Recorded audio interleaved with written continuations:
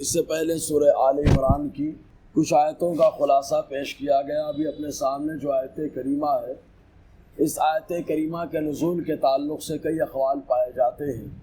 پہلا قول یہ پایا جاتا ہے کہ حضور صلی اللہ علیہ وسلم مدینہ طیبہ میں جلوہ فرما ہوئے، آپ نے سب کے تعلق سے واضح عقیدہ بیان فرمایا، خاص طور سے حضرت عیسیٰ علیہ السلام کے تعلق سے کہ آپ اللہ تعالیٰ کے بندے ہیں، اور اللہ تعالیٰ نے اپنا پیغمبر بنا کر انہیں جلوہ گر فرمایا اور انہیں کلمہ کن سے پیدا فرمایا۔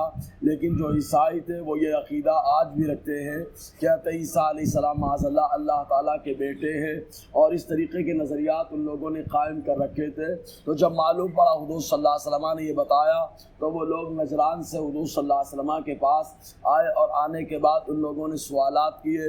حضور صلی اللہ علیہ وسلم نے ان کے جوابات عطا فرمائے۔ پہلا سوال یہ تھا کہ بغیر باپ کے کہیں بیٹا ہوتا ہے؟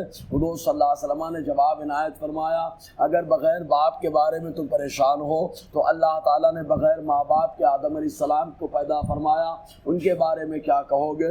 چنانچہ وہ خاموش ہو گئے۔ لیکن پھر اس کے بعد ان لوگوں نے کہا، آپ کی کتاب قرآن کے اندر بھی تو یہی بات موجود ہے کہ کلمۃ منہ و روح من، قرآن کے اندر آیا کہ وہ روح اللہ ہے، کلمۃ اللہ ہے، یعنی اللہ کی روح ہے اور اللہ کا کلمہ ہے۔ تو ہمارا نظریہ جو ہے کہ ہمارا نظریہ ہے کہ اللہ کے بیٹے ہیں، تو قرآن بھی تو یہی کہتا ہے اللہ کی روح ہے تو اللہ کے بیٹے ہو گئے معاذ اللہ۔ تو یہ تمام باتیں وہ کرنے لگے۔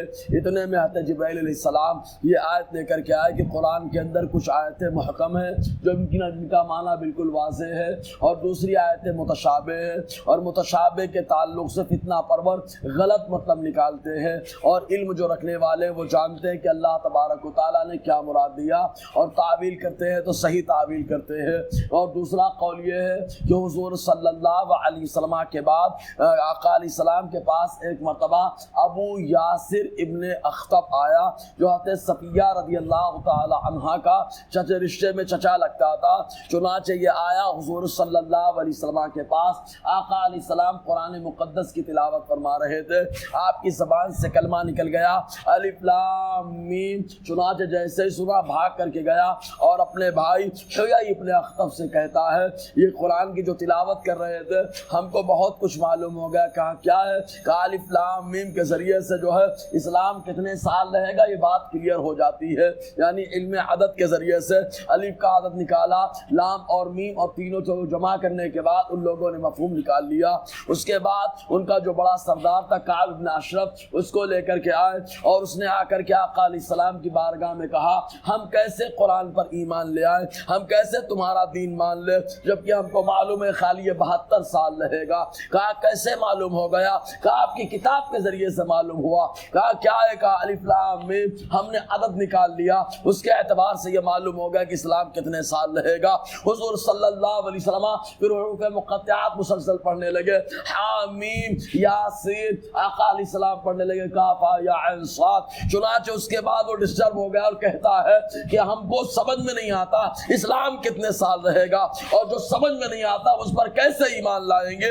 اللہ تعالیٰ نے آیت کریمہ نازل فرما دی اور ارشاد فرمایا کہ قرآن کے بہت سارے احکام بالکل محکم ہے، بہت ساری آیتیں بالکل واضح ہیں، اور بہت ساری آیتیں متشابہ ہیں جن کے بارے میں فتنہ پرور غلط مطلب نکالتے ہیں، اور ایمان والے جانتے ہیں کہ اللہ تعالیٰ نے کیا مراد لیا ہے۔ تو ایک قول یہ ہے، اسی طریقے کے اور بہت سارے اقوال پیش کیے جاتے ہیں۔ اللہ تعالیٰ فرماتا ہے هو الذی انزل علیک الکتاب، وہ ہے یعنی اللہ وہ ہے جس نے آپ پر کتاب کو اتار دیا ہے، یعنی قرآن مقدس کو، منہ آیات محکمات، جس میں کچھ آیتیں محکم ہیں، ایک دم محکم ان کو کہا جاتا ہے جن کا معنی بالکل واضح اور کلیئر ہو، اس میں ذرا بھی کوئی شبہ نہ ہو، بالکل واضح ہو جائے، ان کو محکم کہا جاتا ہے۔ ہن ام الکتاب، یہی اصل کتاب ہے، وَأُخَرُ متشابہات، اور دوسری آیتیں متشابہ ہے۔ اب متشابہ کے تعلق سے کیا نظریہ ہونا چاہیے؟ آگے کی آیت میں اللہ تعالیٰ نے انہی نظریات کا ذکر فرمایا۔